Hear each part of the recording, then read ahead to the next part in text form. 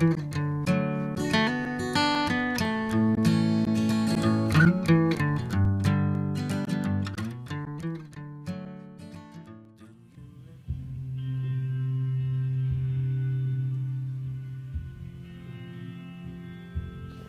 while ago I was struggling with a huge amount of things that I was working on, and Bernie was having a hard time getting in touch with me, and when he finally did, he said, "What the heck are you so busy?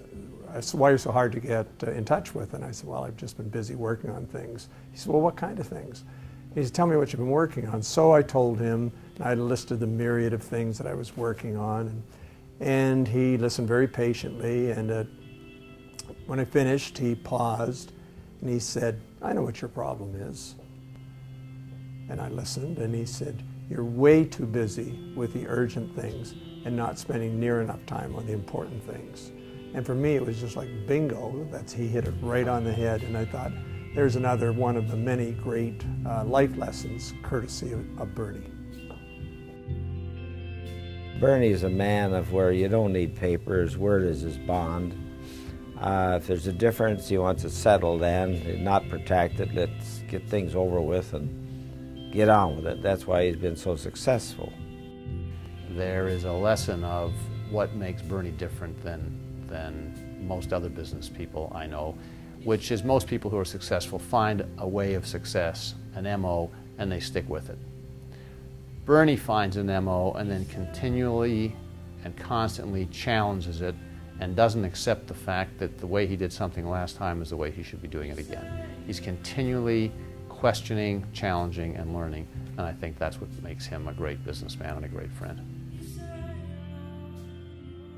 Bernie always, to me, impressed me as being a man of integrity, a man of a sensitivity, a person who had a great interest in things beyond his own business, had a great interest, I know this to be factual, in the policies of the government of Ontario.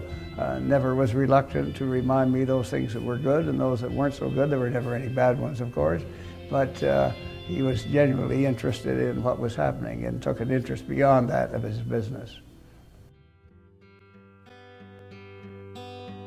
But when I think of Bernie, I think of two overriding qualities. One is his sense of humor, and the other is his business judgment and business wisdom. He spends very little time telling you what he's doing. He's really interested in hearing what you're doing, because that's the only way in his mind that he can learn.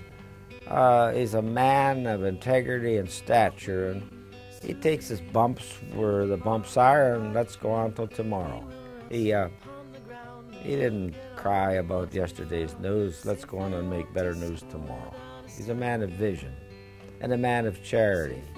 I think of the story about 7 years ago when my daughter was getting married. He was living in England at the time, and he was marrying an English girl. So 7 years ago, Bernie was around 93, and Bernie comes over with his wife to be part of the wedding ceremony, and my daughter-in-law has a pretty good-looking group of friends who were bridesmaids. And after the ceremony, I see Bernie leaning up against the bar in an elegant black tuxedo, elegant as he always is, contemplating what's going on around him, and in particular looking at some of the beautiful girls standing around. And so I went over to Bernie and joined him in a drink and said, "What are you thinking about?" And Bernie took a minute and said, "I'm thinking, oh, to be 80 again."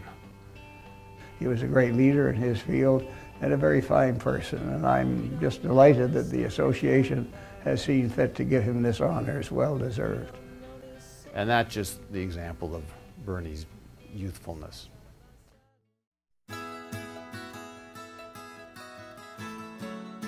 My father came to this country with very little, and he got involved in the real estate business. He was a bit of a carpenter.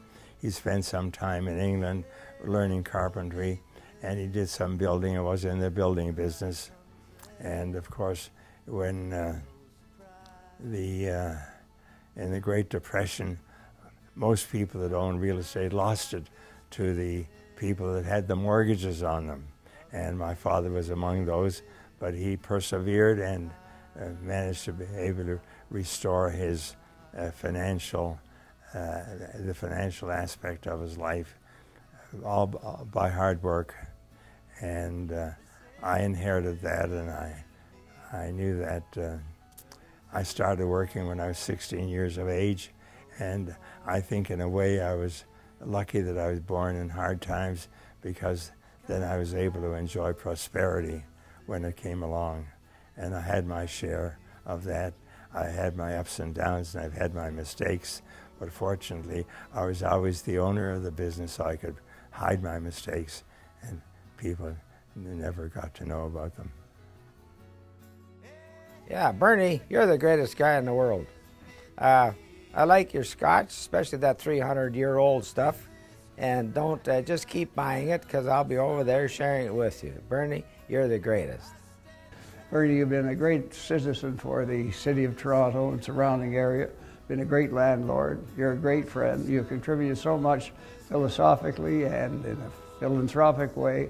It's been an honor to have you as a friend, and I just congratulate the association for making you the recipient of this award. You have certainly deserved it. So Bernie, congratulations. Jonas and I are very sorry that we can't be there tonight, but we wanted to wish you our very best and say that in our view, there is no one more deserving of this award than you, Bernie Herman. All the best. It is my pleasure to accept this award from FRPO, and I'm honored, and I hope that I deserve the honor. That's not for me to decide. However, I'm very grateful, and thank you very much.